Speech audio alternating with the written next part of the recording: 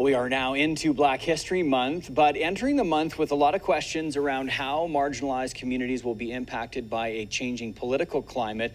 Agapi Gassessa is Executive Director of the CEE Centre for Young Black Professionals, joins us this morning. Agapi, thanks for your time. We appreciate it. And I just want to start, if we could, with your reaction to U.S. President Donald Trump's actions and words around diversity, equity, and inclusion initiatives. I think it's very much like all of the rest of the decisions that he's making right out of the gate. They're not strategic. They have very much to do with how he personally feels and not thinking about the people who are in his country that would benefit greatly from policies like these. We saw a few years ago, attacks on critical race theory that started in the U.S. and pretty quickly spread their way up here. I'm wondering what your level of concern is, or whether you're already seeing sort of the sentiment around DEI initiatives. Are you already seeing sort of negativity towards it up here? Yeah, I think by virtue of our relationship with the U.S., culturally, we are influenced by what happens south of the border.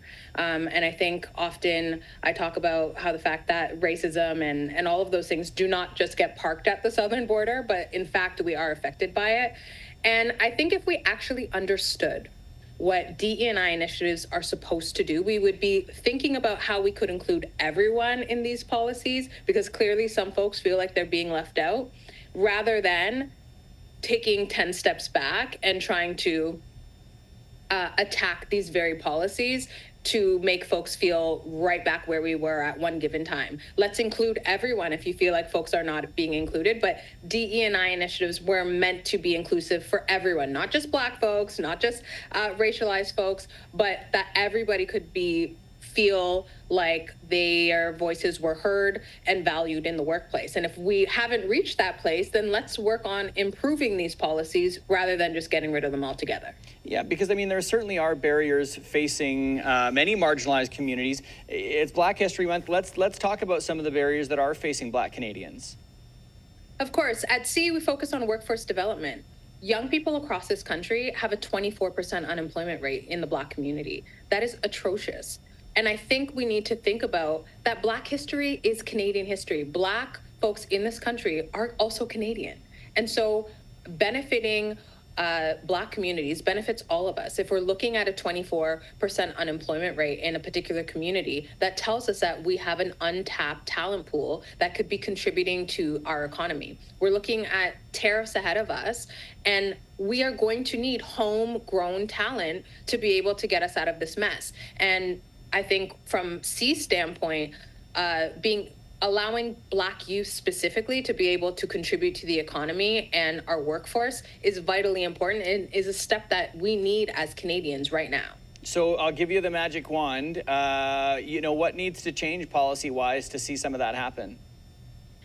We need extreme investments, not just in industry, but also in community. We're putting a lot of money into industries, which is great, and we need that. However, we also need to be building up the workforce. We need to be training young people at mass, immediately. We need to be training young people so that we have a pipeline of talent that is going into these industries, so that industry is investing in their industry, but then we're also investing in the workforce that's coming up into those industries to get the work done. I definitely think that we need to take a critical look at the policies that we have around justice reform in this country and how we have been criminalizing poverty. How can we, I often say a lot of these issues are coming out of desperation for opportunity. So we need to continue to create opportunities for young people. We need to stop majoring on minor and start to think about how we can come together as a country to find concrete solutions that benefit everyone and not just one group over the other. Okay, well, we'll see if some of those messages start getting through. Very much appreciate your time this morning, Agapi. That is Agapi Gassessa, Executive Director of the CEE Centre for Young Black